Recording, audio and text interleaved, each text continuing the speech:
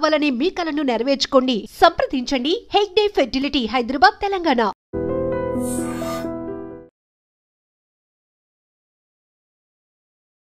భూకంపం ఈ మాట వింటేనే భయపడిపోయే సిచ్యువేషన్కి వచ్చినాం. ఎందుకంటే మొన్న మయన్మార్లో జరిగిన ఇన్సిడెంట్ని ఎవరు మర్చిపోలేదు. మయన్మార్ ఒక్కటే కాదు, ఆ తర్వాత ఈ భూకంపం డెఫినెట్లీ ఇంకో ప్రాంతాన్ని హిట్ చేయబోతోంది. దీనికంటే చాలా ఎక్కువగా తీవ్రతతోని మరో పెద్ద భూకంపం రాబోతోంది అని శాస్త్రవేత్తలే చెప్తున్న సిచ్యువేషన్ అయితే కనిపిస్తోంది. సో మయన్మార్లో సంభవించిన భూకంపం ప్రజల్ని భయాందోళనకు గురి చేసింది. మనందరికీ తెలిసిందే. ఇగో ఇట్లా మొత్తం షేక్ చేసిన పరిస్థితి. ఈ వీడియో అయితే చాలా వైరల్గా మారిపోయింది. ఇది యాక్చువల్లీ ఒక హాస్పిటల్లో చిన్న పిల్లలు, అప్పుడే పుట్టిన పిల్లలు, నర్సెస్ ఎట్లా కాపాడుతున్నారు భూకంపం వచ్చినా ప్రాణాలకు తెగించి అనేది ఈ వీడియో. నిజంగా హ్యాట్స్ ఆఫ్ వీళ్ళందరికీ కూడా. సో ఇది ఇప్పటికే వేలాది మంది ప్రాణాలని బలి తీసుకుంది. మరికొందరు తీవ్రంగా గాయపడి బాధపడుతున్నారు. ఈ భూకంప తీవ్రత రెక్టర్ స్కేల్ మీద 7.7గా నమోదైంది. రికార్డుల ప్రకారం తీవ్రత పరంగా అతిపెద్ద భూకంపమే ఇది. 1960లో చిలీలోని వాల్దివియాలో సంభవించింది ఇట్లాంటిదే. కానీ ఈ భూకంపం అక్కడితో ఆగదని శాస్త్రవేత్తలు హెచ్చరిస్తున్నారు. రాత్రి నిశ్శబ్దంలో భూమి అకస్మాత్తుగా పేలిపోయి అన్నిటినీ నాశనం చేస్తుందని అంటున్నారు. హిమాలయాల్లో మరో వినాశకరమైన భూకంపం సంభవించొచ్చు. ఇది ఉత్తర భారతదేశంలోని పెద్ద ప్రాంతాలను ప్రభావితం చేస్తుంది అని ఒక ఎక్స్పెక్టేషన్ అయితే చేస్తున్నారు శాస్త్రవేత్తలు. ఇప్పుడు ఇదే భయాన్ని కలిగిస్తోంది. మయన్మార్లో ఒక శక్తివంతమైన భూకంపం సంభవించింది కాబట్టి దాని ప్రభావాలు భూకంప కేంద్రానికి దగ్గరగా ఉన్న మండలిలో మాత్రమే కాకుండా భారతదేశం, థాయిలాండ్ వంటి పొరుగు దేశాల్లో కూడా కనిపించాయి. ఎస్, మన భారతదేశంలో కూడా కనిపించింది. ఢిల్లీ, అట్లా మధ్యప్రదేశ్ కొన్ని ప్రాంతాల్లో అక్కడక్కడ భూమి కంపించింది. ఈ భూకంపం ప్రజలకు ప్రకృతి శక్తిని, ఏదైనా అత్యవసర పరిస్థితికి సిద్ధంగా ఉండాల్సిన అవసరాన్ని గుర్తు చేసింది. ఎస్, ఇది కూడా కరెక్టే. ఎందుకంటే మనం ప్రిపేర్డ్గా ఎక్కడ ఉంటాం, భూకంపం ఎప్పుడు వస్తుందో ఎట్లా తెలుస్తుంది. కొన్ని ఫ్లోర్ల హై టవర్ బిల్డింగ్స్లో చాలామంది ప్రజలు ఉండిపోయినరు. కొన్ని కొత్త బిల్డింగ్స్ అయితే ఇట్లా నేలమట్టం అయిపోయాయి. ఇట్లా మన కళ్ళ ముందటనే ఇట్లా పూర్తిగా నేలమట్టం అయిపోయిన పరిస్థితి. చాలామంది అందులో పాపం చిక్కుకొని చనిపోయారు కూడా. సో ప్రపంచవ్యాప్తంగా భారతదేశంతో సహా అనేక దేశాలు జనవరి నుంచి భూకంపాలను చూస్తూనే ఉన్నాయి. ఢిల్లీ కావచ్చు, బీహార్ కావచ్చు, పశ్చిమ బెంగాల్, అస్సాం రాష్ట్రాల్లో భూకంప ప్రకంపనలు సంభవిస్తూనే ఉన్నాయి. ఇది కాకుండా ఆసియా, అమెరికా, ఇతర ఖండాల్లో కూడా వివిధ దేశాల్లో భూకంపాలు వచ్చాయి. ఇప్పుడు మయన్మార్తో సహా భారతదేశంలో మళ్ళీ భూకంపాలు వచ్చినాయి. అందుకే ఇప్పుడు భూకంపం గురించి చాలా చర్చలు జరుగుతున్నాయి. బాబా వెంగ అంచనాలు నిజమవుతున్నాయా అని కూడా చాలామంది ఆందోళన చెందుతున్నారు. ఎస్, వీళ్ళు చెప్పినటువంటిది కొన్ని నిజమయ్యాయి కాబట్టే మళ్ళీ ఒక చర్చనైతే మొదలైన పరిస్థితి. డిసెంబర్ 26, 2004 హిందూ మహాసముద్రంలో సంభవించిన భూకంపం భారీ సునామీ తరంగాలను సృష్టించి భారతదేశంతో సహా అనేక దేశాల్లో 2 లక్షల మందికి పైగా చనిపోయారు 2004లో. ఈ భూకంపం తీవ్రత రెక్టర్ స్కేల్ మీద 9.2, 9.3 మధ్య ఉండింది. ఇది 21వ శతాబ్దంలో అత్యంత వినాశకరమైన భూకంపంగా పరిణమించబడింది ఇప్పటి వరకు. సో అతిపెద్ద భూకంపం వస్తోంది. కానీ ఎప్పుడు? ఎగైన్ హెచ్చరిక వస్తోంది. అతిపెద్ద భూకంపం సంభవించబోతోంది.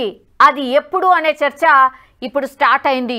శాస్త్రవేత్తలు కూడా అదే చెప్తున్నారు. భూకంపం అతిపెద్దది రాబోతోంది. ఏది 2004లో ఏదైతే 9.2, 9.3 మధ్య ఏదైతే రెక్టర్ స్కేల్ మీద నమోదైందో అట్లాంటిదే అతిపెద్ద భూకంపం రాబోతోంది అని శాస్త్రవేత్తలు ఎక్స్పెక్ట్ చేస్తున్నారు. కానీ ఎప్పుడు?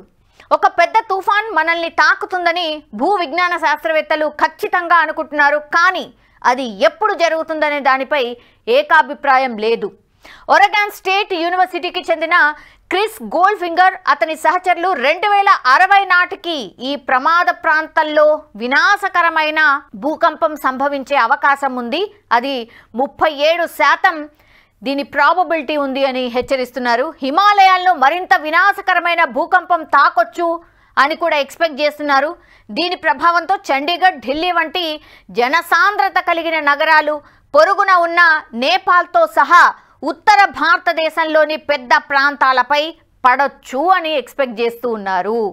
ఈ భూకంపం వల్ల సంభవించిన ప్రాణ నష్టం ఒక పెద్ద భూకంపం వల్ల సంభవించిన దానికంటే ఎక్కువ ఉంటుంది. దీనికి సంబంధించి స్పష్టమైన తేదీలు అందుబాటులో లేవు. ఇంత టెక్నాలజీ వచ్చింది, ఇంత టెక్నాలజీ పరంగా మనం చాలా డెవలప్ అయ్యాం, చాలా అక్యురేట్గా మనకి ఇన్ఫర్మేషన్ వస్తుంది అని చెప్పినప్పటికీ కూడా భూకంపాలు ఎక్కడ రావచ్చు, ఎప్పుడు రావచ్చు అనేది కూడా ఇప్పటికీ మనం తెలుసుకోలేకపోతున్నాం. సో ఫిలిప్పీన్స్లోని లుజోన్ ప్రాంతంలో మారికెనా వ్యాలీ ఫాల్ట్ సిస్టమ్ అనేది ఒక పెద్ద భూకంపాన్ని ఎదుర్కొనే మరో ప్రాంతంగా చెప్తున్నారు. దాదాపు 3000 చదరపు కిలోమీటర్ల జనసాంద్రత కలిగినటువంటి ప్రాంతం ఇది. ఇందులో రాజధాని మనీలా కూడా ఉంది. ఈ ప్రాంతంలో రెక్టర్ స్కేల్పై 7 తీవ్రతతో భూకంపం సంభవించవచ్చు. దీనివల్ల మృతుల సంఖ్య 1,00,000 దాటొచ్చని నిపుణులు చెప్తున్నారు. ఫిలిప్పీన్స్లో ప్రాబబిలిటీ ఎక్కువగా ఉంది. ఫిలిప్పీన్స్లో నెక్స్ట్ అతిపెద్ద భూకంపం రావచ్చు అని ఎక్స్పెక్ట్ చేస్తున్న పరిస్థితి అయితే కనిపిస్తోంది. ఇప్పుడు కేంద్ర సర్కారు కూడా పూర్తిగా అలర్ట్ అయిపోయింది. ఈ భూకంప తీవ్రత చాలా ఎక్కువగా ఫ్రీక్వెంట్గా వస్తున్నాయి జనవరి నుంచి కూడా. సో అసలు ఏంటి అనేది ఒక కమిటీ వేసుకొని దాని మీద పూర్తి ఒక నివేదిక తయారు చేసిన తర్వాత కేంద్రానికి అందజేశారు శాస్త్రవేత్తలు. అందులో మనకు జోన్ల వైజ్గా ఈ భూకంపాలు ఎక్కడెక్కడ ఎంత తీవ్రతతో ఉంటాయి అనేది జోన్స్ లాగా విభజించి చెప్పడం అయితే జరిగింది. ఆ జోన్స్ మనకి ఇప్పటి వరకు 5 జోన్లుగా ఉన్నాయి. అవి ఇప్పుడు 6 జోన్లుగా మారబోతున్నట్టుగా చెప్తున్నారు. సో అవి ఏంటి తెలుసుకునే ప్రయత్నం చేద్దాం. బికాస్ ఇప్పుడు దేశంలో భూకంప జోన్లు మారుతున్నాయి. ప్రస్తుతం 5 జోన్లుగా ఉండే వాటి సంఖ్య 6కు పెరగబోతోంది. 1962లో తొలిసారి జియోలాజికల్ సర్వే ఆఫ్ ఇండియా 5 జోన్లను ఏర్పాటు చేసింది. భారత ప్రమాణాల బ్యూరో BIS 1970, 1984లో కొన్ని మార్పులు చేసి జోన్ల పరిధిలోని ప్రాంతాల్ని మార్చింది. 2002లో IS 1893 2002 పేరుతో వాటిని అభివృద్ధి చేసింది. అప్పటి నుంచి భూమి లోపల ఫలకాల కదలికలో వేగం పెరుగుతూ ఎన్నో మార్పులు జరిగినాయి. ఈ నేపథ్యంలో భౌతిక శాస్త్రవేత్తలు కావచ్చు, జియోలాజికల్ సర్వే ఆఫ్ ఇండియా నిపుణులు కావచ్చు, భూకంపాల పరిశోధకులు కావచ్చు, BIS అధికారులతో కొత్త జోన్ల ఏర్పాటుకు కేంద్ర ప్రభుత్వం ఓ కమిటీని నియమించింది. ఆ కమిటీ పలు భేటీల తర్వాత ప్రస్తుతం ఉన్న 5 జోన్లను 6గా మార్చాలని ఒక నిర్ణయం అయితే తీసుకుంది. ఇది ఎప్పటి నుంచి ఇంప్లిమెంట్ అవుతుందంటే 2 నెలల్లోనే కొత్త జోన్లను కేంద్ర సర్కార్ ప్రకటించబోతోంది. సో ప్రస్తుతం ఉన్నటువంటి జోన్లు రోమన్ నంబర్స్లో ఉన్నాయి. జోన్ 5లో అత్యంత ప్రమాదకరమైన భూకంపాలు సంభవించే ప్రాంతాలు, జోన్ 2లో అత్యల్ప ప్రభావం అంటే చాలా తక్కువ ప్రభావం ఉండే ప్రాంతాలు. కొత్త జోన్లకు ఇదే విధంగా రోమన్ నంబర్లను వాడాలా, పాత కొత్త మధ్య అయోమయాన్ని తొలగించేందుకు ఆంగ్ల వర్ణమాలలు అంటే ABCDEFలను వాడాలా అనే దానిపై ఇప్పుడు చర్చ అయితే జరుగుతున్న పరిస్థితి అయితే కనిపిస్తోంది. సో జోన్ల వారీగా ఒక్కసారి చూద్దాం. 5వ జోన్లో ఏవేవి ఉన్నాయి, ఏ స్టేట్స్ ఉన్నాయి ఒక్కసారి చూద్దాం.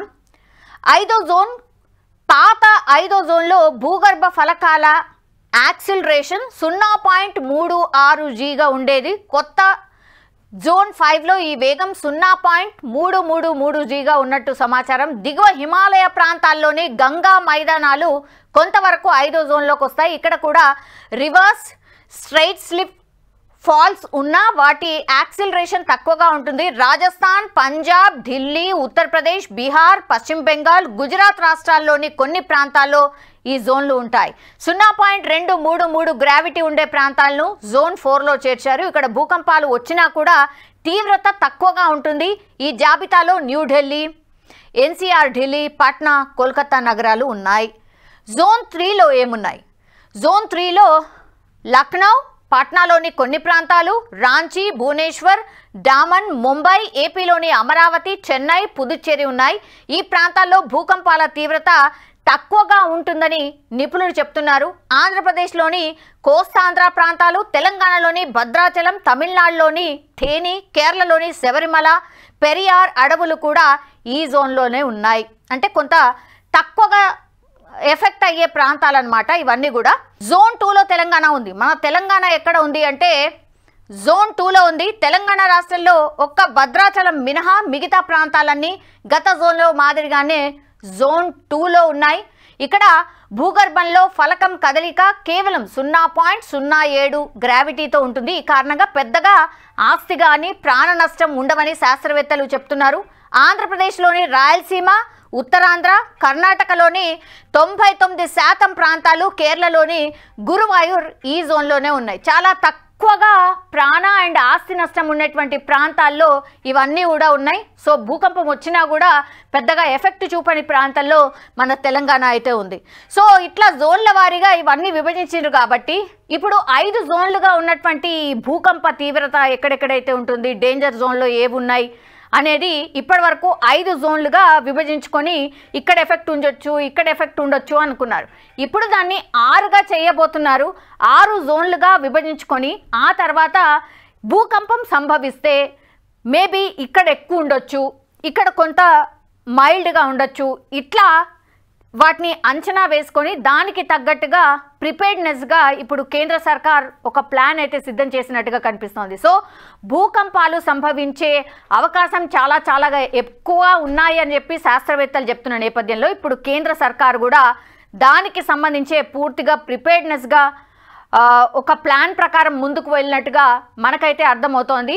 5 జోన్లుగా ఉండే ఇప్పుడు 6 జోన్లుగా చేసి యాక్షన్ ప్లాన్ సిద్ధంగా ఉంచాలి అనేటువంటిది నిపుణుల సలహాతో కేంద్రం కూడా ముందుకు కదిలిన పరిస్థితి అయితే కనిపిస్తోంది. సో భూకంపాలు ఎప్పుడు ఎక్కడ వస్తాయో, ఇంకా కూడా ఎగ్జాక్ట్ ఎక్కడ వస్తుంది అనేది కూడా మనకి ఇంత టెక్నాలజీ అందుబాటులో వచ్చినా తెలుసుకోలేకపోతున్నాం. ఒకవేళ వచ్చినా సరే ఎట్లా ఇంపాక్ట్ అవుతుంది, ఎంత తొందరగా దాని రియాక్షన్ ఉంటుంది, మనం ఎట్లా ప్రిపేర్డ్గా ఉండాలి అనేది కూడా దానికోసమే ఇదంతా కసరత్తు చేసినట్టుగా మనకైతే స్పష్టంగా అర్థమవుతోంది.